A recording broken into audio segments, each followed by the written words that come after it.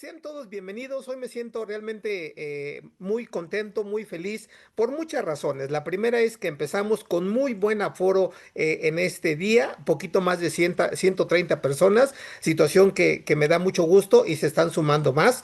Por otro lado, porque hoy en este gran foro tengo la compañía de grandes amigos, grandes amigas de diferentes estados de la República.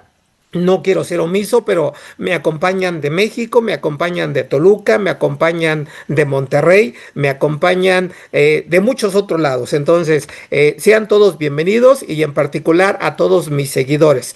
Otra razón por la cual me siento también muy afortunado es que estoy estrenando canal en YouTube para que ahí por favor me sigan, se suscriban y desde luego compartirles comentarios, noticias importantes. Y bueno, hablando de esto, vamos a comenzar. Hoy nos toca hablar de la reforma ley antilavado de dinero, publicada el día 16 de julio del año en curso. Obviamente, una primera limitante que tenemos es que la autoridad en muchas de las reformas que ha dado a conocer, ha dicho una frase que realmente es una limitante. ¿Y la frase cuál es? Que muchas disposiciones van a estar reguladas por reglas de carácter general que dé a publicar la autoridad. Y de manera puntual me anticipo con una precisión. Uno de los artículos emblemáticos más importantes de esta reforma es el artículo 18 de la ley antilavado de dinero.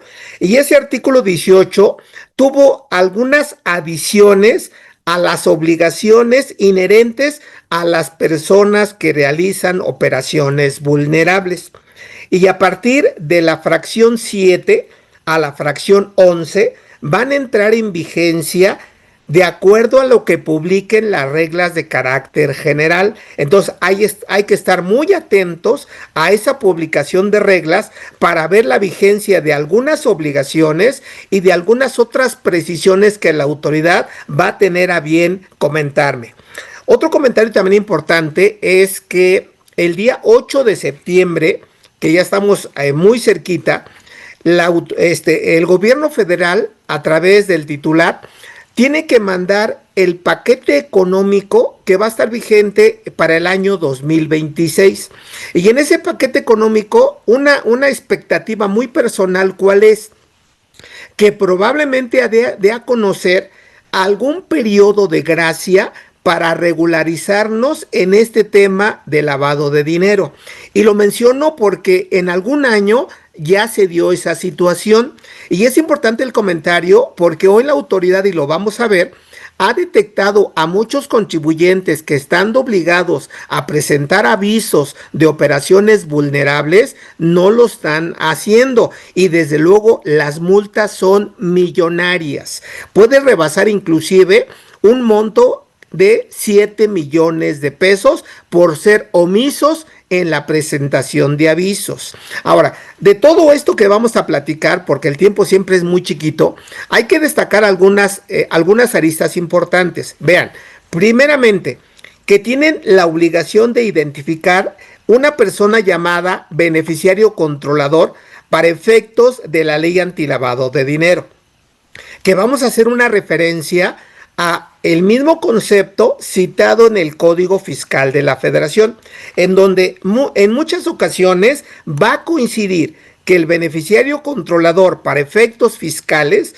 sea el mismo beneficiario controlador para efectos de PLD. Cuando yo digo ley PIORPI, digo PLD o digo ley antilavado, pues me estoy refiriendo a la ley que hoy nos ocupa, que el nombre técnico se llama Ley Federal para la Prevención e Identificación de Operaciones con Recursos de Procedencia Ilícita. Entonces decía, hay que identificar como punto central quién es el beneficiario controlador. Segundo punto, aparte de ahí, hay que identificar si estamos o no realizando actividades vulnerables. Un artículo que no se deben de perder es el artículo 17, en donde va a identificar las actividades que hoy podemos realizar llamadas vulnerables y destacar dos aspectos bien importantes. El umbral para identificar al cliente o usuario y el umbral para presentar los avisos, que mucha gente se pierde, más que nada por el término de 6 meses que hoy vamos a platicar. Y el tercer supuesto que también deben de tener muy presente es que en materia de presentación de avisos hay básicamente 3 supuestos que establece la norma. Primer supuesto me dice, debes de presentar los avisos en tiempo. ¿Qué es un aviso en tiempo? El día 17 del mes que sigue. Ese es en tiempo. Ahora bien, si no lo presento en tiempo, me dan 30 días para presentar el aviso. Y en esos 30 días, entiéndase que se presenta de manera incumplida. Sí se presenta, pero ya soy incumplido. Y si no lo presento en ese periodo de 30 días que me da la norma y lo presento posterior, entiéndase que soy omiso. Y de acuerdo a ese incumplimiento o a esa omisión, ahí es donde detonan las multas, que vuelvo a reiterar, las multas pueden rebasar los 7 millones de pesos. Y otro aspecto también importante es que de acuerdo al artículo 53 y 54 de la ley PIORPI, es que procuren no caer en alguna situación contingente. ¿A qué me refiero con eso? Que no utilicen dinero en efectivo. Porque si utilizan dinero en efectivo, también está sancionado. Entonces, es importante todo esto porque deben de establecer un protocolo. Y para muestra un botón y empezamos. Hoy, por ejemplo, dentro de las obligaciones que ya citaba, que hay algunas adiciones a artículo 18, una de ellas que va a entrar vigente en cuanto se publiquen las reglas de carácter general, dice que deben de tener una auditoría interna o una auditoría externa para verificar el cumplimiento en la ley PIORPI. Entonces vean el alcance de la ley, ¿de acuerdo? Ahora, cierro la pequeña introducción diciéndoles que hoy este último comentario del auditor y demás va en función a lo siguiente, que tienen que identificar la posibilidad de caer en un riesgo. Y me refiero a esto porque la simple sospecha de que la operación que van a realizar represente un riesgo o la comisión de algún delito, ¿qué dice la norma? Y lo vamos a ver con detalle. Que aun y cuando no se lleve a cabo la operación, yo le debo de informar a la Secretaría, siempre y cuando hable de la Secretaría, entiéndase, Secretaría de Hacienda y Crédito Público. Entonces cierro el comentario, que cuando hay sospechas o hay indicios en la comisión de un delito, repito, aunque no se lleve a cabo la operación, tienen 24 horas, ojo, 24 horas para presentar los avisos correspondientes. Y la idea es no caer en lavado de dinero. Dicho sea esto, valga la introducción, sean todos bienvenidos. Aquellas personas que no tengamos el gusto de conocernos, me llamo José Antonio González Castro y al igual que muchos que ya nos conocemos, sean bienvenidos y esperen como yo, disfrutemos el evento. Entonces, vamos a darle. ¿Qué vamos a platicar? Así nada más a título de enunciativo más no limitativo. ¿Cuál es el objeto de la ley PIORPI? Que aclaro también un detalle, o dos. Los que no están familiarizados con mi material, regularmente en la parte inferior izquierda pongo el fundamento. Ahí para que si algo se me pasa, ahí viene el fundamento. Y segundo punto, muchas de las láminas que vamos a manejar es el extracto fiel de la reforma o de la ley y simplemente voy a resaltar en amarillo o en negrillas lo que viene como adición para este año. ¿De acuerdo? Ahí para que también lo tengan presente. Ahora retomamos entonces. ¿Qué vamos a platicar? El objeto de la ley PIORPI, ¿de acuerdo? Que básicamente es proteger el sistema financiero, obviamente de México. ¿Cuáles son los actores involucrados? Básicamente hay 3 actores involucrados. Primero, la persona que realiza la actividad vulnerable, el cliente o beneficiario y el beneficiario controlador, ¿de acuerdo? Entonces, esos son los tres elementos que tienen que destacar. Ahora, ¿por qué menciono esto?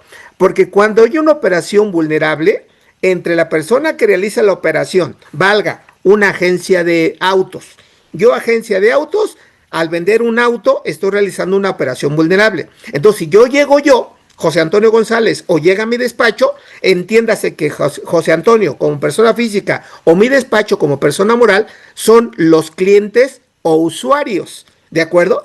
Y entonces cuando se da una operación, cuando se da una operación de compra-venta o de servicios, entiéndase que hay una relación de negocios. Y entonces, aquí la idea es identificar al cliente usuario y de manera consecuente presentar los avisos. Sin embargo, si aparte de esa relación de negocios hay un beneficio a un tercer elemento que es el beneficiario controlador, ojo con esto, hoy los avisos que debemos de presentar ya no va a incluir solamente la información del cliente o usuario, sino también se va a señalar la información del beneficiario controlador, ¿de acuerdo? Que es al final del camino quien se queda con el bien, quien aprovecha el servicio o quien aprovecha el uso o goce. Vamos a ver todo esto de manera puntual. Simplemente quiero ir resaltando algunos aspectos. Bueno, ¿qué también vamos a ver? El beneficiario controlador como diferencia entre el código y la ley PLD, que insisto, algunas ocasiones puede coincidir. Ahora, otras ocasiones puede no coincidir. ¿Por qué razón? Porque en el código, si yo tengo la administración, soy beneficiario controlador. Si yo tengo el control efectivo, soy beneficiario controlador. Si yo tengo tenencia accionaria, que por cierto hay cambios, soy beneficiario controlador para efectos del código. Y para efectos, por ejemplo, de PLD, si nada más en la relación de negocios que ya platicaba, la operación se queda entre la empresa que realiza la actividad vulnerable y el cliente o usuario, no se tiene por qué informar datos adicionales del beneficiario controlador. Entonces vayan viendo dónde sí caen y dónde no caen para no cometer alguna imprecisión. Entonces, eso vamos a platicar. Ahora, relación de negocios que ya lo citaba entre clientes y usuarios, integración del expediente único. Ahora, aquí voy a hacer chiquito mi imagen para que nos vean mejor y cualquier cosa, pues aquí sigo, ¿de acuerdo? Bueno, vean, decía, y gracias porque se siguen conectando, pero bueno, decía, en la relación de negocios entre clientes y usuarios es quien realiza la actividad vulnerable y la persona que compra o que usa ese bien o ese servicio. ¿De acuerdo? Sale. Hay un dato importante en esto que también lo vamos a ver. Para que sea una relación de negocios, la operación tiene que ser, ojo con esto y apunten esto, habitual o profesional. ¿Por qué digo esto? Porque si yo nada más actúo en operaciones aisladas, la idea es que no se da una relación de negocios y mi punto de vista es que no me aplicaría la ley PLD, ¿de acuerdo? No porque vaya a comprar un auto, de entrada ya me tienen que armar el expediente. No, solamente se arma el expediente derivado de una relación de negocios cuando yo llegue al umbral para identificar al cliente o usuario. Si no llego a ese umbral, hay una disposición que vamos a platicar que dice que cuando no llego al umbral para identificar al cliente usuario, no tengo obligación alguna en materia de PLD. Cuidado con esos detallitos. Bueno, veremos cuáles son precisamente las operaciones vulnerables, ¿de acuerdo? Que básicamente se extraen del artículo 17, que también tuvo una reforma para este año. Definición de concepto habitual o profesional, ya más o menos daba un ejemplo, lo vamos a retomar. Identificación de umbrales para identificar a clientes y presentación de avisos. Aquí es un dato importante. Les doy una recomendación. Si ustedes, por ejemplo, rentan inmuebles, que es una operación vulnerable, si prestan dinero, que es una operación vulnerable, si compran cheques de viajero, que es una operación vulnerable, si compran autos, que es una operación vulnerable, y me puedo seguir. Si no llegan al umbral que vamos a ver de acuerdo a la fracción que nos compete, ¿de acuerdo? Yo no tengo por qué ni identificar al cliente usuario ni integrar el expediente único. Y mientras no llegue eso, alguien se puede preguntar, oye, entonces si yo vendo 100 y 100, debo de contarlos. La respuesta es no si no llego al umbral para identificar al cliente. Y ese pequeño detalle que acabo de mencionar, no todo mundo lo lleva a cabo. Inclusive el SAT ha establecido un ejemplo de cómo se tiene que hacer el cómputo por los 6 meses para saber si estoy o no obligado a presentar los avisos y a integrar el expediente del del cliente usuario. Bueno, ok. Presentación de avisos ante la Secretaría, de que tienen que ser mensuales, obviamente si rebaso los montos. Avisos presentados por incumplimiento u omisión, que ya más o menos se explicaba. Ahí están los 30 días después del día 17. Sanción por la no presentación de avisos en tiempo y forma, ¿de acuerdo? Sanción por utilizar recursos en efectivo, que aquí mucha gente se dice, otro ejemplo, oye, yo voy a comprar un inmueble y ya hay un umbral en la ley PLD que yo puedo utilizar el efectivo. Efectivamente, sí hay un umbral, pero tengan cuidado con lo siguiente. Cuando hacen operaciones de venta de bienes inmuebles, ahí lo tienen que hacer ante fedatario público. Y esa es una operación también vulnerable. Y el notario público tiene la obligación de identificar la forma de pago, porque si no lo identifica y no le avisa a la autoridad, al mismo notario público lo pueden sancionar. ¿Queda claro? Ahora, ¿y por qué menciono esto? Porque la gente dice, bueno, pues yo puedo hacer el pago en efectivo hasta lo que me permite la ley y finalmente cumplo con la disposición. Mi sugerencia es que no. Porque vamos a pensar que un monto, que lo vamos a ver, son 700,000 pesos. Entonces yo digo, ¿sabes qué? Me cuesta 3 millones, pero te pago 700 en efectivo. Entonces el notario así lo pone, 700 en cash y 2,300 vía transferencia o vía cheque. Sale. Sin embargo, en materia fiscal, que bueno, no es el tema, pero nada más el comentario es importante, en materia fiscal hay una precisión que dice que si ustedes manejan dinero en efectivo, ¿de acuerdo? Y no acreditan el origen de ese dinero en efectivo, ¿de acuerdo?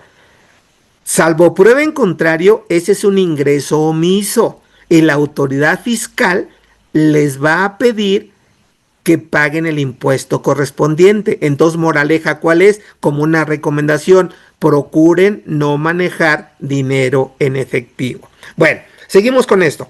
Criterio del SAT para la presentación de avisos, que lo vamos a platicar, ¿de acuerdo? Reformas al artículo 400 bis del Código Penal Federal, es donde viene precisamente todo lo que tiene que ver con lavado de dinero. Hay una reforma.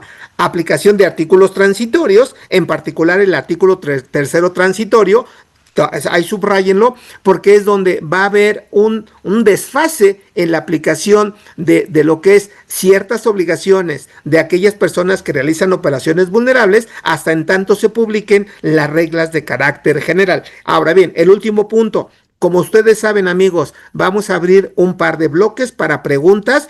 Pueden levantar la mano, nada más que sean preguntas concretas. Y o en su caso, pues manden ahí un chat y atendemos en la medida de lo posible todas sus preguntas. Bueno, empezamos con el tema del beneficiario controlador para efectos para efectos fiscales. Bueno, un poquito es que con esta reforma de la ley PLD, y como esto ya lo conocíamos, la autoridad que busca, ese es un comentario muy personal, ¿qué busca con esto? Que haya una alineación a que el beneficiario controlador para efectos fiscales sea el mismo beneficiario controlador para efectos de la ley PLD, ¿de acuerdo? Sin embargo, otro comentario es que no siempre al realizar operaciones vulnerables tiene que haber un beneficiario controlador. Depende quién pague esa operación y quién sea realmente quien está disfrutando o es el beneficiario final de lo que se está realizando como operación vulnerable. Entonces, aquí simplemente, insisto, tienen que identificar qué hacen, cómo lo hacen y desde luego cumplir con la obligación. Porque también en materia fiscal, si no identifican esto, la autoridad puede tocar su puerta en cualquier momento y las multas pueden llegar hasta 2 millones de pesos. Bueno, aterrizando la lámina. Eso viene en 3 artículos básicamente. Artículo 32 BTER, artículo 32B Quaker y el artículo 32B Quinques. Ahora, aquí nada más para efectos de identificar, ¿de acuerdo? ¿Quiénes tienen la obligación como personas morales de identificar y armar el expediente del beneficiario controlador? Pues básicamente todas las personas morales, sean contribuyentes o no contribuyentes, las instituciones que forman el sistema financiero, los fideicomisos y dice la norma, cualquier otra figura jurídica. Por lo tanto, si tú eres persona moral, tengas operaciones, declares en cero, ¿de acuerdo? Etcétera, estás obligado a integrar el expediente del beneficiario controlador. La respuesta es sí. Ahora, dije expediente, que debe de formar parte de la contabilidad. No dije solamente poner una lista y decir José Antonio González Castro con RFC tal y domicilio tal y edad tal. O sea, eso no es armar el expediente. Se tiene que establecer un protocolo, un programa, etcétera. Y hay personas que se dedican exactamente a integrar ese expediente del beneficiario controlador. Sal. Otra lámina, vean. Esta misma disposición dice que todas las personas morales, fiduciarias, los fideicomitentes, los fideicomisarios, los fideicomisos, ¿de acuerdo? Dice, están obligados a obtener y a conservar como parte de su contabilidad y a proporcionar al Servicio de Administración Tributaria, cuando el SAT lo requiera, la información que debe de cumplir con 3 requisitos: fidedigna, completa y actualizada. ¿De quién? Del beneficiario controlador.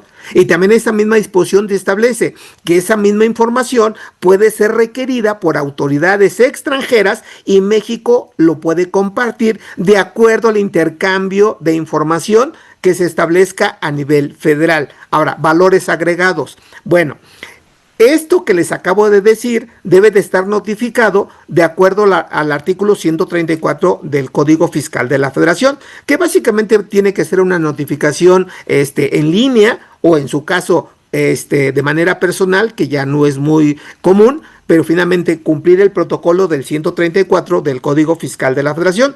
Y una vez que el SAT lo requiera, tienen 15 días, obviamente cuando hablo de días tienen que ser hábiles para integrar la información al SAT. ¿Queda claro? Sale. Seguimos, vean. Para que esa información cumpla con esos 3 requisitos que acabo de platicar, que sea fidedigna, actualizada y demás, obviamente la autoridad fiscal, a través de esta disposición, establece convenios con algunas otras instancias para que corrobore que esa información sea correcta. Ahora, ¿con quién ha establecido ese tipo de convenios? ¿De acuerdo? Vean, número 1, con los registros públicos de la Ciudad de México o los estados de la República, con la UIF, Unidad de Inteligencia Financiera, ¿de acuerdo? Con la Comisión Nacional Bancaria y de Valores, con la Comisión Nacional de Ahorro para el Retiro, con la Comisión Nacional de Seguros y Fianzas. Entonces, vean, esto es importante porque muchas veces en la práctica, y no sé su experiencia, pero la mía cuál es, de que dicen, pues mira, el beneficiario, por ejemplo, es José Antonio, pero a lo mejor José Antonio ni siquiera está en el acta. Entonces pon, por ejemplo, a Jesús, por decir un nombre. Bueno, aquí no es el caso, señores, porque realmente con este tipo de corroborar información, pues la persona que va a integrar el expediente, pues tiene que verificar quién se está llevando realmente los recursos, ¿de acuerdo? Los dividendos, los rendimientos, las utilidades, ¿de acuerdo? Y por otro lado, quién está ejerciendo de manera directa o indirecta el control. Por eso es importante toda esta información, porque no es solamente integrar el expediente y ya cumplí. No, tienen que hacer una investigación. Por eso, en materia de PLD, ya lo vuelvo a repetir, se tiene que, llegado el momento, hacer una auditoría a través interna o externa para validar que todo esto sea correcta. Ahora bien, ¿quiénes realmente califican como beneficiario controlador? Y es donde aquí vienen las coincidencias, que prácticamente mucho de esto es lo que está retomando la ley PLD para identificar a la persona beneficiaria controlador. Vean, de entrada, en materia fiscal dice que obtienen beneficios de su participación en la persona moral. Ahí está un primer elemento y creo que es lógico, ¿de acuerdo? ya decía rendimientos, utilidades, etcétera. Bien, segundo, ejercen control de manera directa, de manera indirecta o de forma contingente de la persona moral. Por eso vamos a platicar que aunque yo no tenga inversión en acciones o partes sociales en su empresa, se puede configurar un esquema para que vayan anotando que se llama cadena de titularidad o cadena de control. ¿Por qué razón? Porque a lo mejor tienen su empresa ustedes, pero en esa empresa está como socia una tercera empresa, llamémosla empresa B, y de la empresa B yo soy el dueño. Entonces, a través de esa empresa B, yo puedo ejercer de la empresa A la cadena de control o cadena de titularidad. Por lo tanto, ¿quién es el beneficiario controlador? Yo, aunque no aparezca en actas, yo, aunque no aparezca como tenedor de acciones, o yo, aunque en términos reales, yo no ejerza directamente el control, porque lo estoy ejerciendo a través de una persona moral. Entonces, cuidado con eso. Ahora, ¿quién también califica como beneficiario controlador? Vean, todas estas que controlan de manera directa o indirecta, ¿en dónde? ¿Cómo se entiende esto? Bueno, inciso A, que coincide exactamente con la ley PLD. Número 1, imponen decisiones en las asambleas generales de accionistas o pueden nombrar o destituir al administrador y consejeros. Y esto siempre a mí me ha llamado la atención, porque vean que hoy el código, que estamos hablando de código o la ley PLD, ya está resaltando que tenemos que hacer actas de asamblea ordinarias y extraordinarias, que por cierto forma parte de la contabilidad y mucha gente no está haciendo lo propio. Ahora bien, inciso B, ejercen el voto en más de un 15% del capital social, ¿de acuerdo? Ojo, esto es para efecto fiscal, me adelanto, para efecto de la ley PLD, hoy cambió el porcentaje, antes decía en más de un 50%, hoy tiene que ser en más de un 25%, es donde ustedes tienen que establecer diferencias. A ver, si yo tengo acciones en más de un 15%, califico perfectamente como beneficiario controlador para efecto del código, pero si no llego al 25, no califico, ojo con esto, no califico como beneficiario controlador para efectos de la ley PLD. O sea, vayan haciendo obviamente su ruta, sus apuntes. Y finalmente el último punto dice que también soy beneficiario controlador si ejerzo el control a través de la administración de la persona moral. ¿Queda claro? Seguimos. Bien.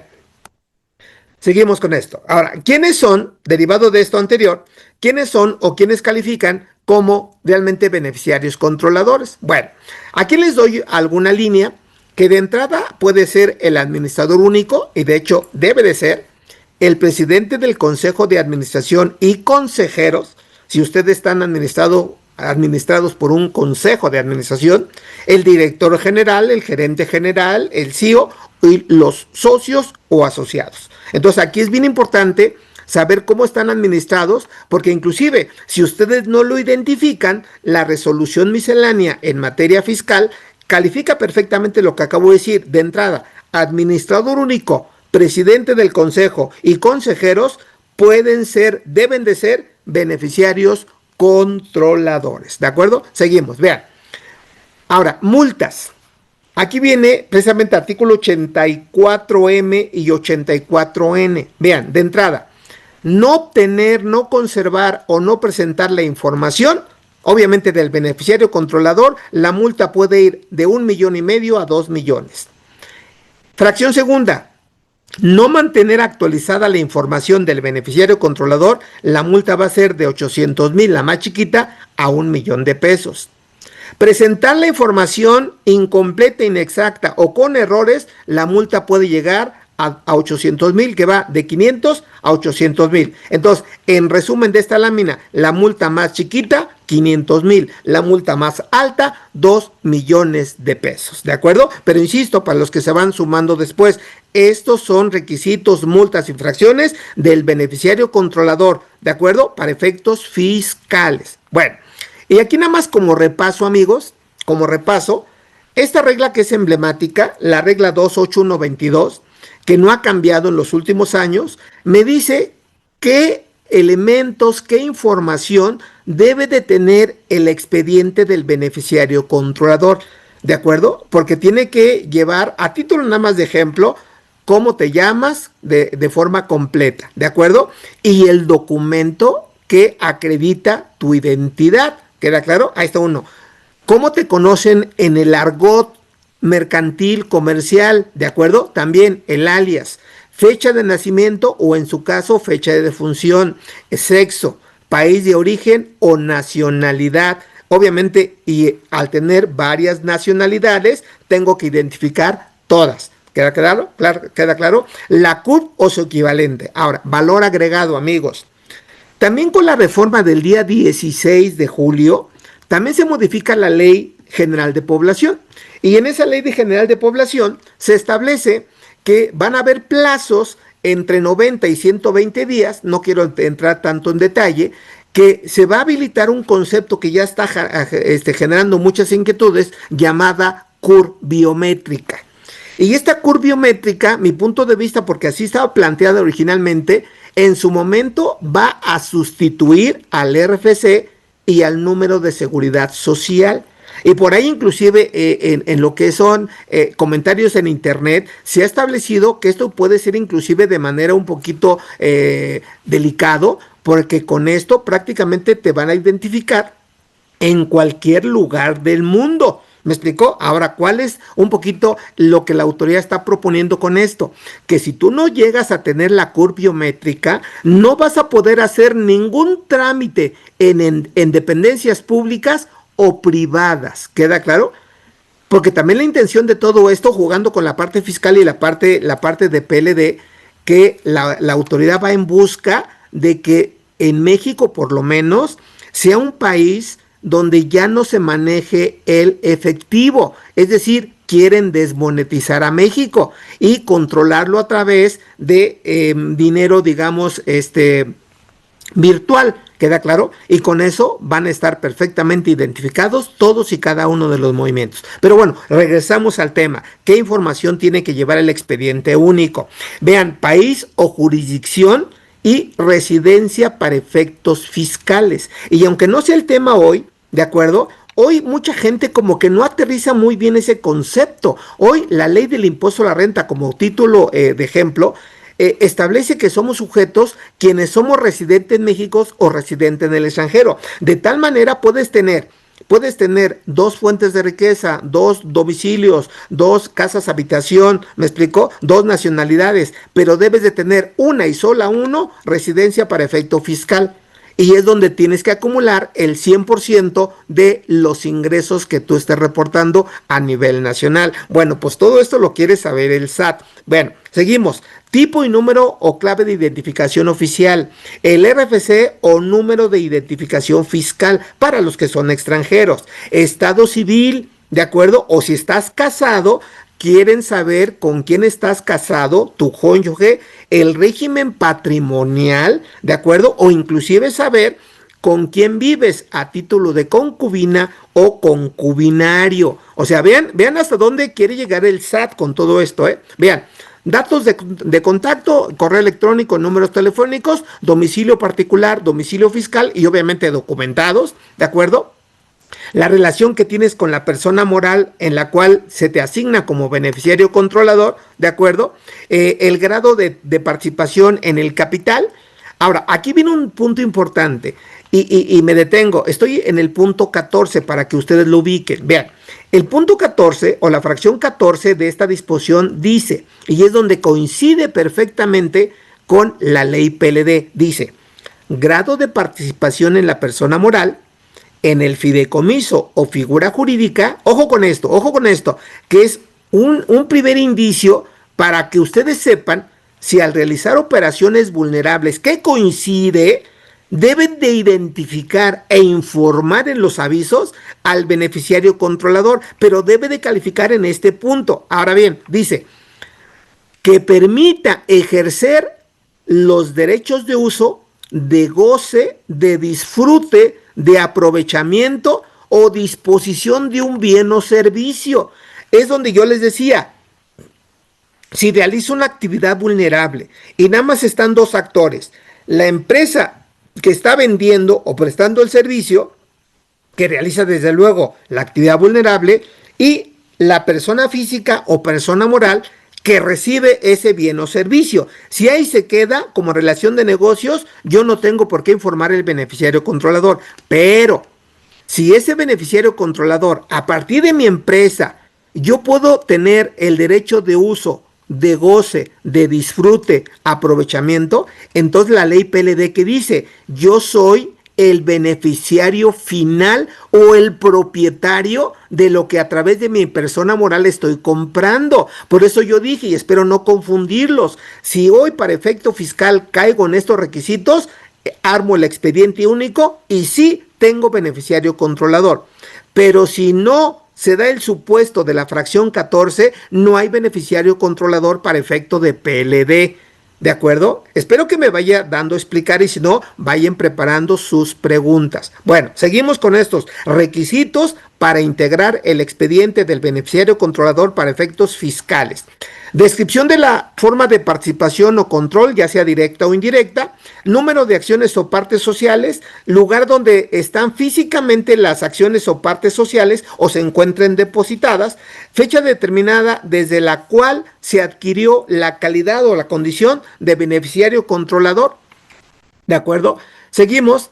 Y en su caso, los datos de la persona o personas de quien ostente el cargo de administrador único o presidente del consejo de administración y otras dos fracciones, dice la fecha en que haya acontecido una modificación a la participación o control, que a propósito, esto que me piden modificación de la participación o control, ¿cómo lo sabrá el SAT? Dice, si nada más está en el expediente del beneficiario controlador.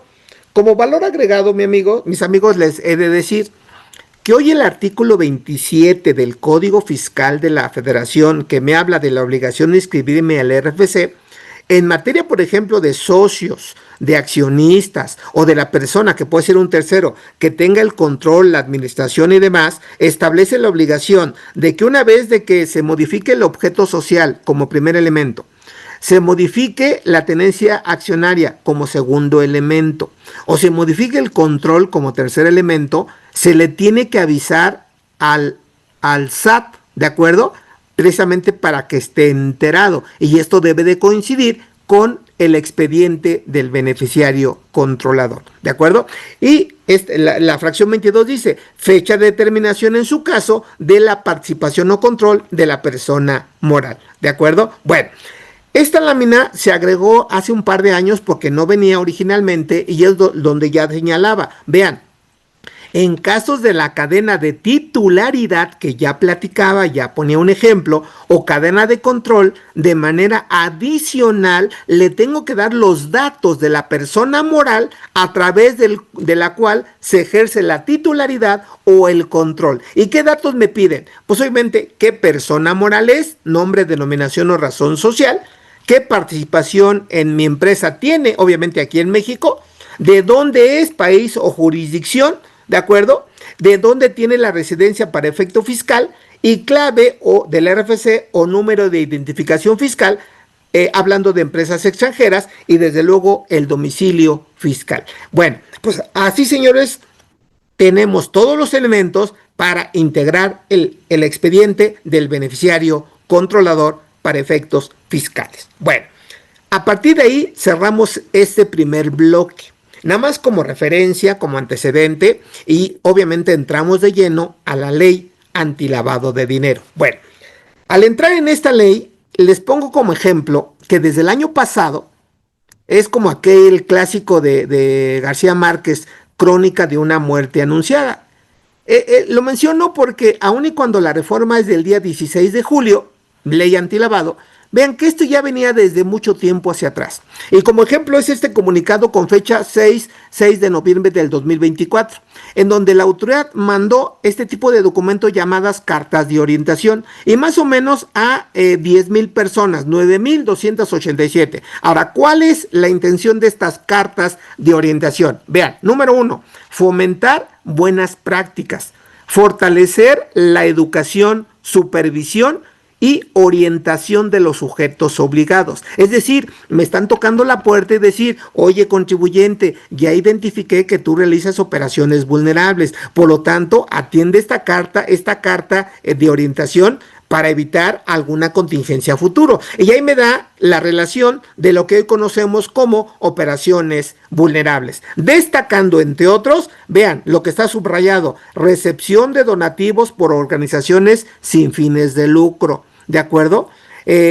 Derechos personales de uso o goce de bienes inmuebles, que son las rentas. ¿De acuerdo? Otro, préstamos o créditos por instituciones no financieras, aquellas personas que se dedican al préstamo o contratos de mutuo. ¿Queda claro? Cheques de viajero, etcétera, etcétera. Entonces es donde ya entra el trabajo de nosotros como contadores, asesores, especialistas. Tengo que identificar de inicio si realizo o no una operación vulnerable. Bueno, y como esto no se queda así, y ya decía que esto viene de mucho tiempo atrás, vean esta laminita que lo utilicé en un curso en su momento, que es un comunicado del SAT, y vean desde cuándo viene. Viene desde el 4 de octubre del 2016. ¿Y quién lo está emitiendo? Administración General de Auditoría Fiscal Federal. Ahí no es para que tengan un antecedente. ¿Qué asunto persigue? Vean, se le invita a regularizar y o aclarar su situación fiscal. En el contenido, ¿qué me está diciendo?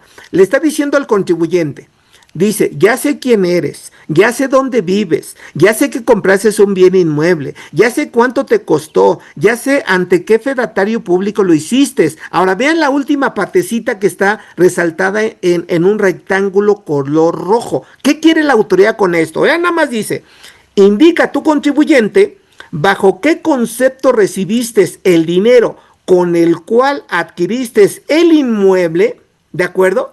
Adjuntando copia de la documentación que sustente su dicho. Entonces, esto es importante porque ¿qué está buscando la autoridad? Evitar lavado de dinero y identificar, aunque no lo dice, quién realmente es el beneficiario controlador. Entonces, por eso les decía en la lámina anterior, esto no es nuevo, esto ya viene de muchos años atrás y esta es una de las pruebas. Por lo tanto, moraleja, si ustedes compran, venden inmuebles, aquí ya no tanto el tema es para ustedes, sino también para la persona que está comprando, porque vamos a ver un artículo emblemático que dice que si ustedes, teniendo la obligación de identificar a la persona que le está comprando y no les proporcione la información, dice, tienen que abstenerse de realizar esa operación con ese cliente usuario. Creo que la moraleja va por ahí, señores, que la autoridad va en busca de no cometer algún delito en materia de lavado de dinero. Sin embargo, si alguien me pregunta, yo tenemos esta lámina, voy a hacer un poquito grande mi imagen. Bueno, si alguien me pregunta, aguántame Maribel, aguántame tantito. Si alguien me pregunta, oye, contador, ¿y qué pasaría? Que esto es muy sensato.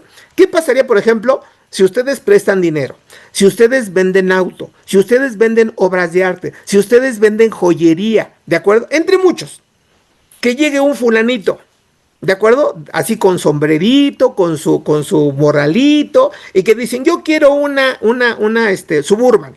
Bueno, pues vayan a la agencia y un juguetito de esos no le cuesta menos de 2 millones de pesos. Ahí para que tengan el dato.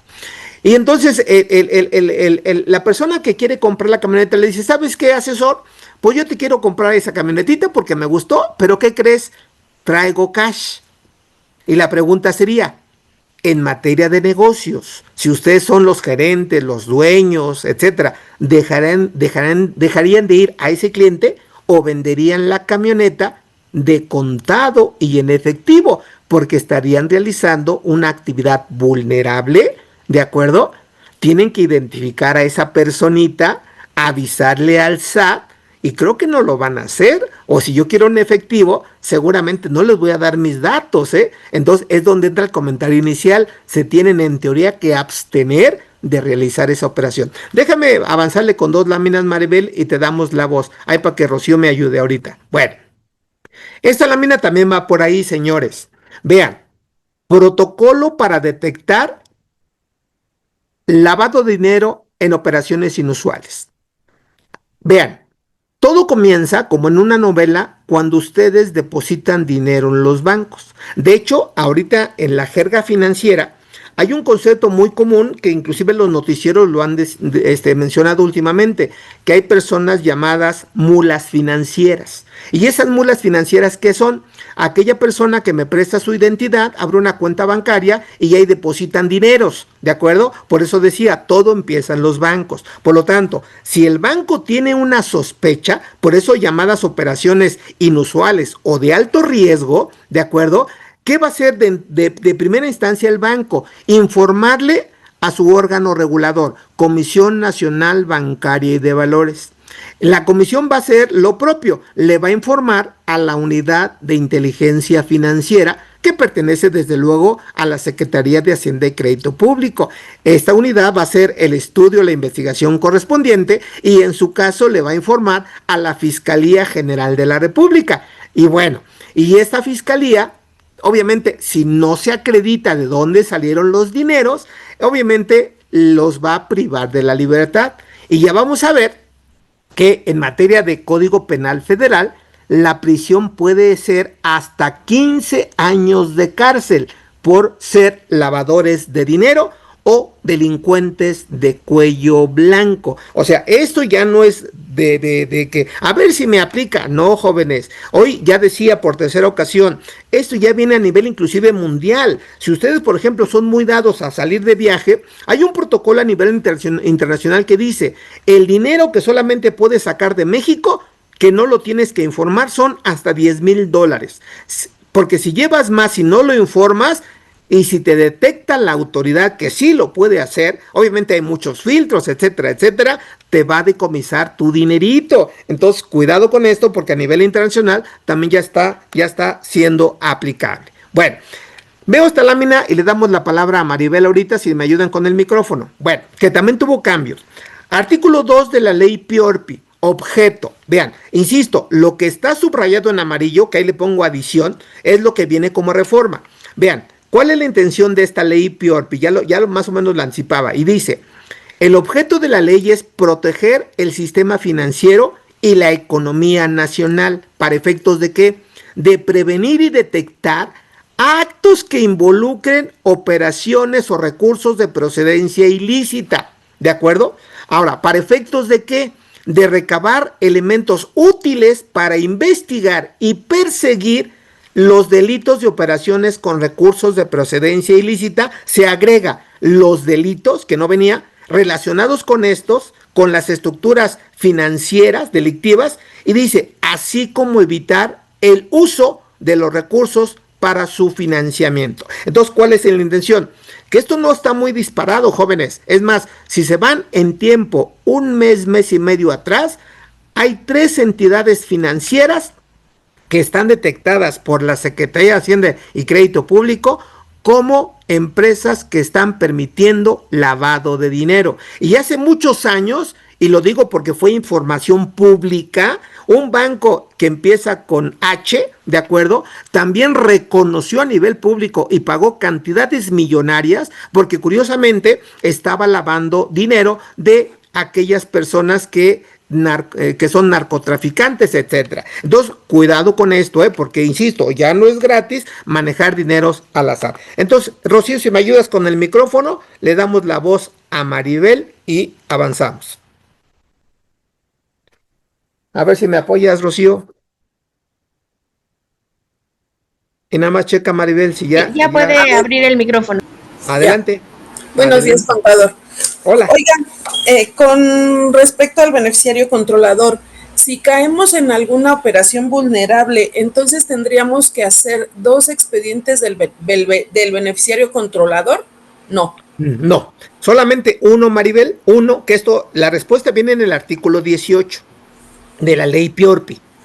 Uno, en donde una reforma, vean la simpleza, o sea, para entender esto tenemos que saber leer e identificar. No estoy siendo peyorativo para que no me critiquen. ¿Por qué menciono esto? Porque antes decía, Maribel, para hacer a tu pregunta, antes decía, se tiene que armar el expediente único, ¿de acuerdo? De aquella persona física o moral que es el cliente o usuario, ¿de acuerdo? O decía en su momento, o del beneficiario controlador. Y hoy que era uno u otro. Y hoy con la reforma dice, artículo 18, Se tiene que armar el expediente único de aquella persona física o moral que compra el bien o el servicio como operación vulnerable y del beneficiario controlador. Entonces, en ese expediente debe llevar las dos informaciones, del cliente o usuario y del beneficiario controlador, Maribel. ¿Sale? Ok.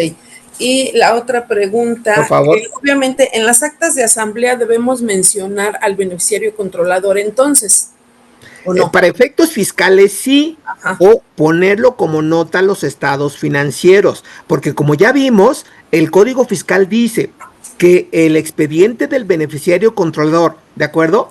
Debe de formar parte de la contabilidad, entonces sí, ¿de acuerdo? Pero no te confundas, porque ya lo decía Maribel, puede ser el caso de que el beneficiario controlador para fiscal y el beneficiario controlador para efectos de PLD sea la misma persona. Pero puede dar el caso, y más que nada por la tenencia accionaria, como un ejemplo, de que puedo calificar como beneficiario controlador para efecto fiscal, si tengo, por ejemplo, el 15, el 16% de acciones, y para efectos de PLD no, porque la ley dice, debo tener más del 25% para efectos de PLD. Entonces puedo calificar en uno y no en otro. No sé si me expliqué. ¿Sale? Ok. Ok, sí, contador, gracias. Bueno, con mucho gusto. Aprovechando si hay otra pregunta que alguien quiera que la atendamos de una vez o si hay alguna pregunta en el chat, si me ayuda Rocío y si no Sí, avanzamos. a Gabriela Rico le habilitamos el micrófono, levantó su mano. Adelante, adelante. Buenos días, contador.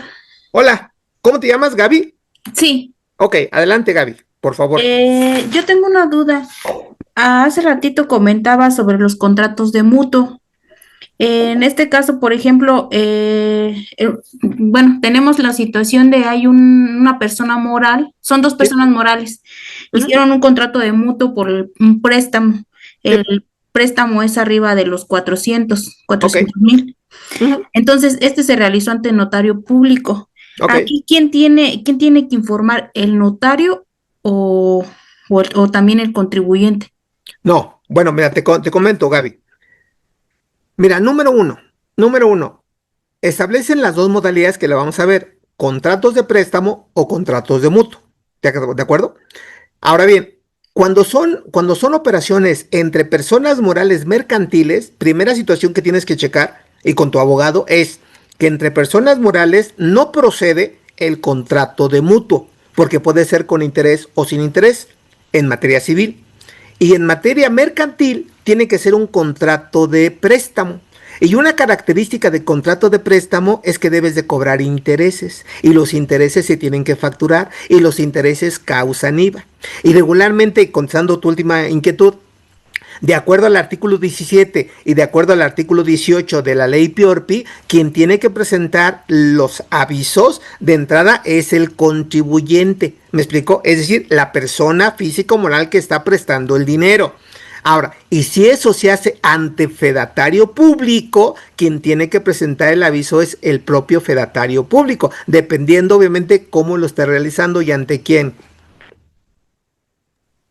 Ok, Ok, gracias.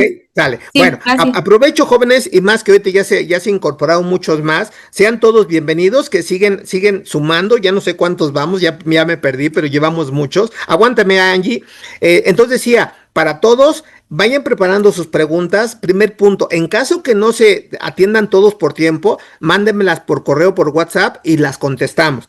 Si alguien también no tiene claro todo esto, ya de manera personalizada, con una pequeña cota de recuperación, podemos establecer una minuta, un Zoom, ya comité petit, para que ustedes con confianza me digan. Y tercer elemento, ya estoy estrenando un canal de YouTube para que me sigan, para que se suscriban, y creo que algunos escenarios o comentarios pueden ser de utilidad. Ahora sí, Angie, adelante.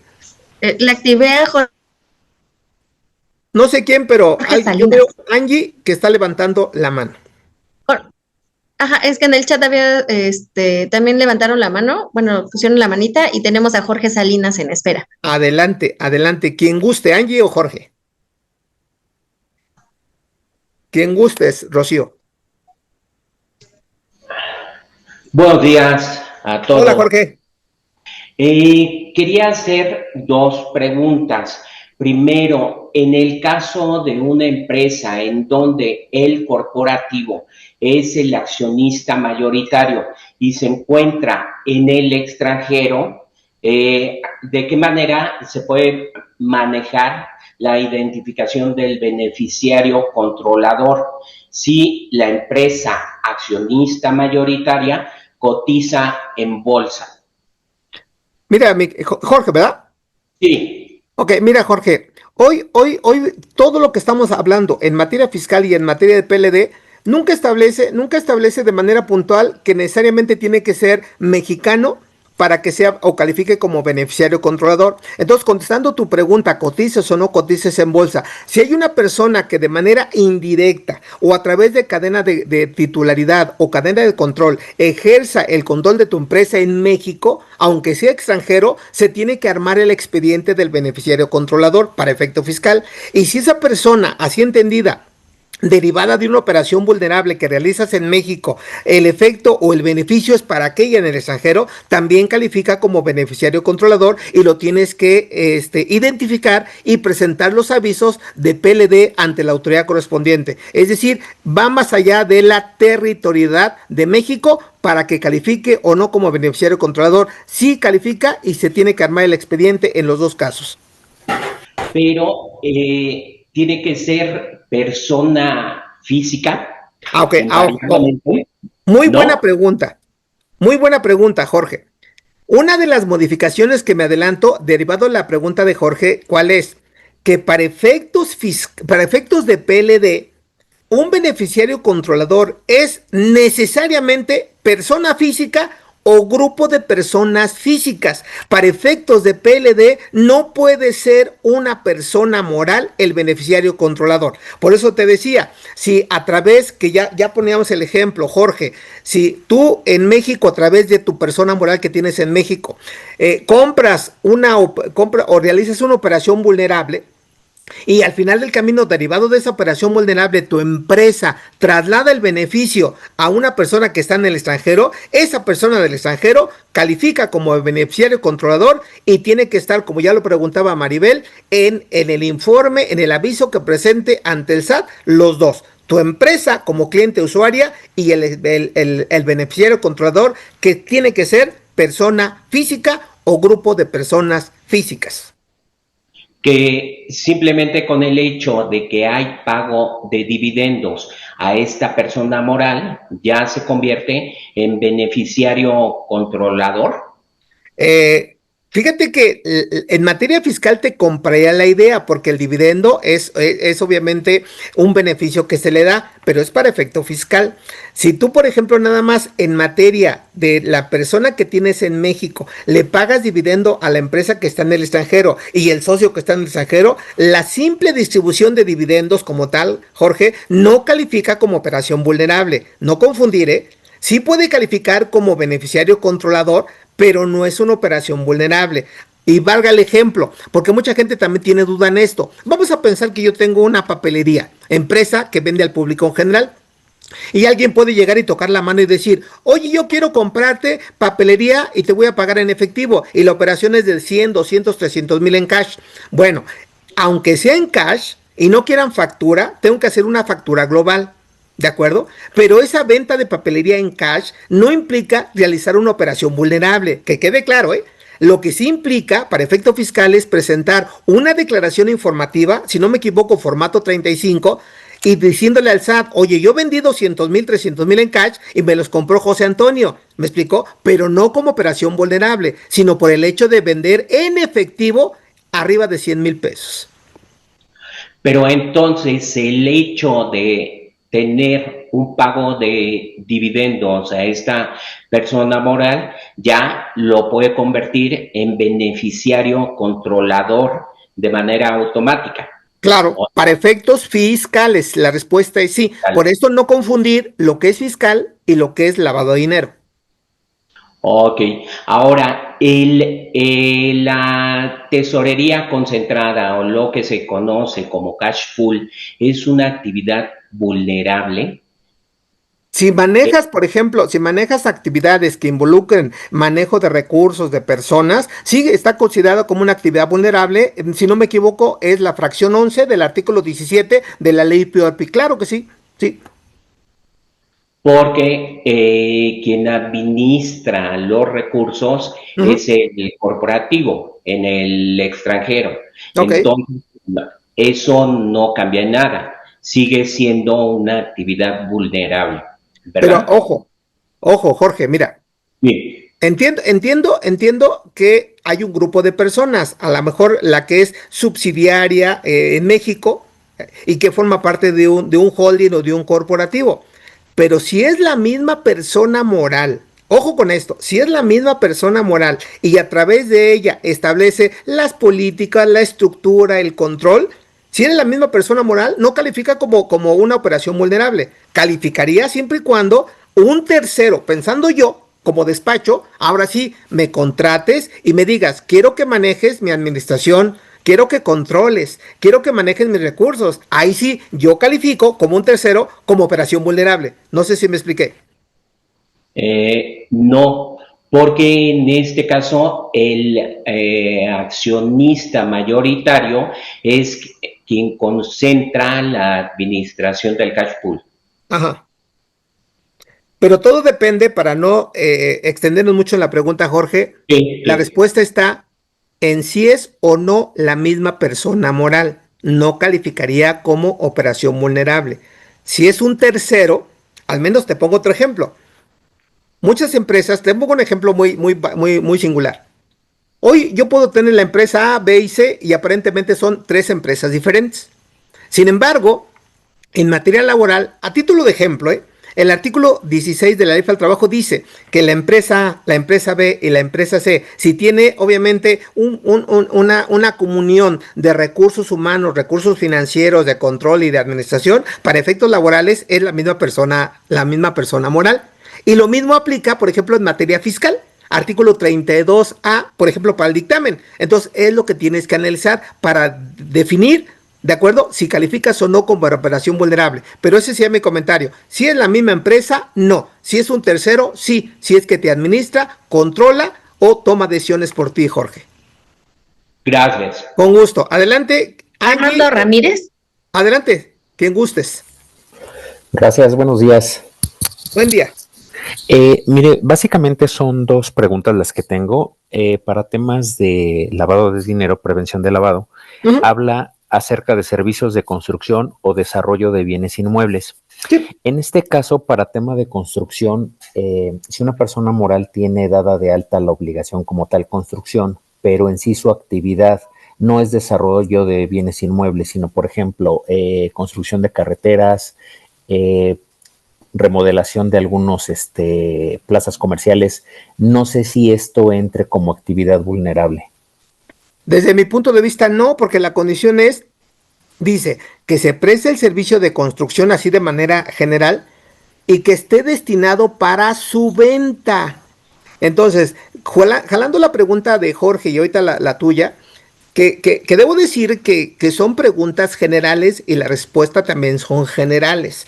Porque para que yo tenga la certeza de que la respuesta es correcta, tenemos que analizar de primera instancia el contrato y en qué términos está celebrado. Pero así de bote pronto, la respuesta es, sí calificaría como operación vulnerable si yo me dedico a la construcción, ¿de acuerdo? O inclusive a la promoción de venta de bienes inmuebles, que ahí están los promotores, pero siempre y cuando esté destinada para su venta. Entonces, si yo, por ejemplo, construyo carreteras y demás, eso no está destinado para la venta, es un servicio sí de construcción, pero finalmente prestación de servicio. Desde mi punto de vista, no calificaría como operación vulnerable. Probablemente califique como una obra especializada, pero esa es otra historia, para efectos del Seguro Social, del Infonavit y demás. Sí.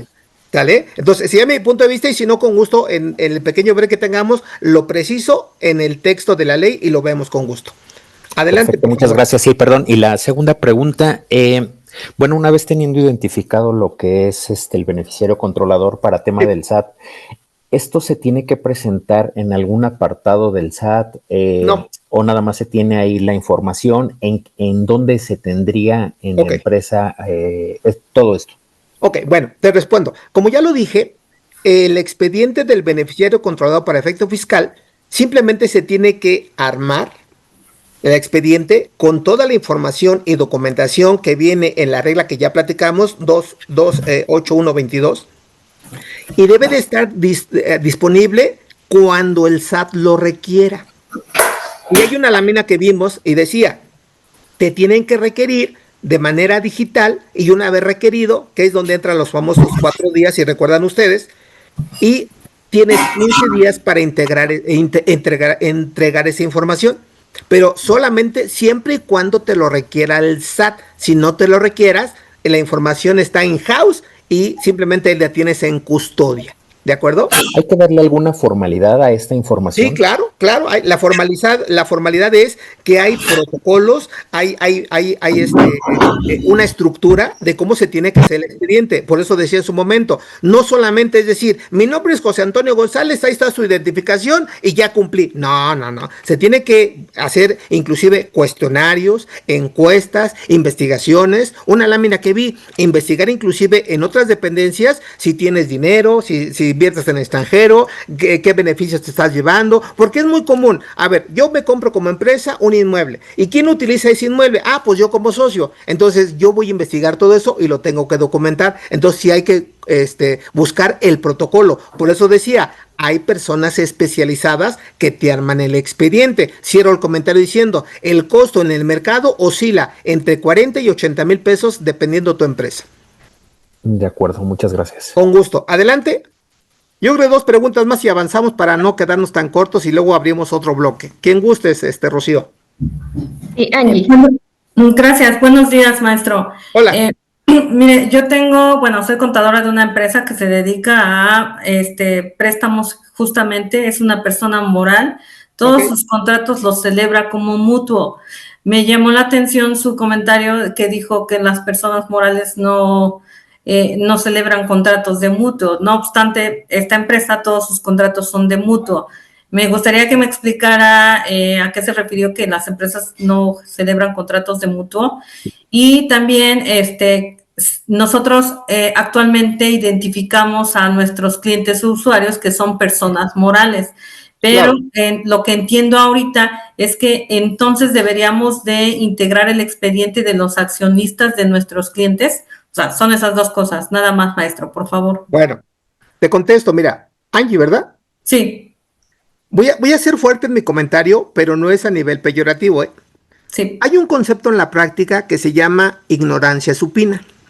Ignorancia supina, ¿qué quiere decir? Aquella persona que debiendo saber algo, realiza la operación y no lo sabe. Y es curiosamente lo que a ti te aplica. Porque el protocolo a nivel civil, contratos entre personas, que lo regula el Código Civil Federal, es contrato de mutuo y puede ser con interés o sin interés a nivel personal, personas físicas. Y el protocolo a nivel comercial debe de ser contrato de préstamo. Y el contrato de préstamo tiene una característica, que debes de cobrar intereses.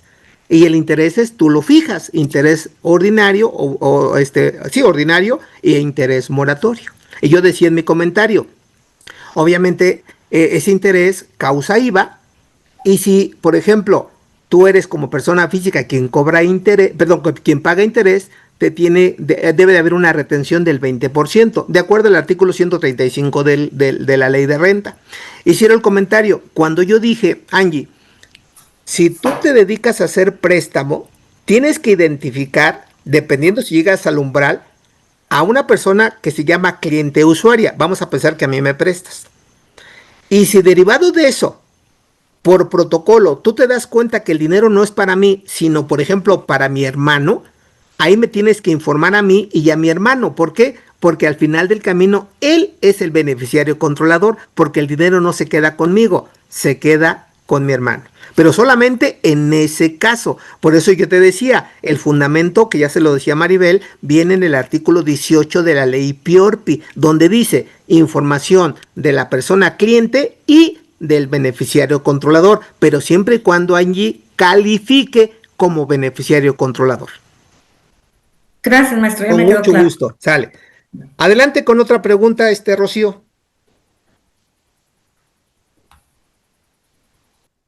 Sí, Magda. Maestro, buenos días, ¿cómo están? Ah, Sí, mira, muy bien, me buen alegra día. mucho. Bueno, una que contestó ahorita sobre los contratos mutuos, gracias, porque ya me quedó claro. Ok. La otra pregunta es la siguiente.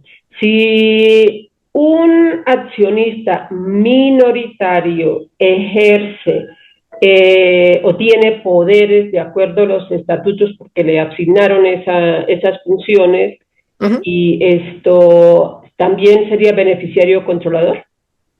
Sí, porque de hecho es donde vamos a empezar ahorita, que son varios supuestos que es donde califica como beneficiario controlador.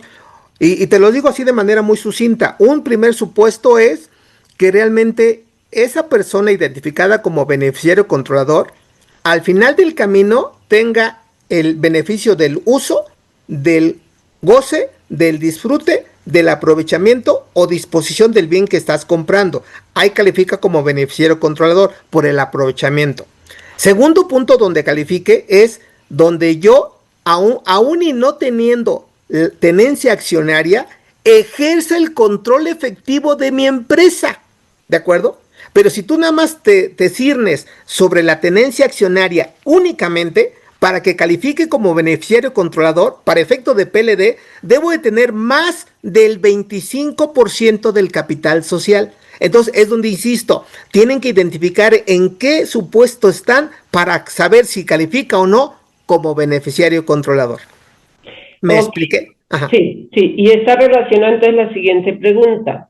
por Me favor. queda claro que sería beneficiario controlador para efectos del SAT, supongo. Ujú, ujú. La persona que tenga el cargo de dirección administrativa, que es quien sobre ella es la que esa persona controla absolutamente pues todos los activos de la empresa, Claro. tipifica también o entraría dentro de esta situación de beneficiario controlador o no. Claro, sí, claro, desde luego que sí. Por eso ya en una pregunta anterior yo decía que para hacer el estudio y en su caso armar precisamente el expediente para efecto fiscal o el aviso, tenemos que hacer una investigación. ¿Quién dirige? ¿Cómo están las actas? ¿Qué bienes tiene? ¿Dónde sacó? ¿Qué tenencia accionaria tiene? Si realmente los bienes que está comprando la empresa se quedan en la empresa o yo los estoy utilizando. Es decir, hacer una investigación integral. Pero así como tú me platicas, efectivamente, sí califica como beneficiario controlador.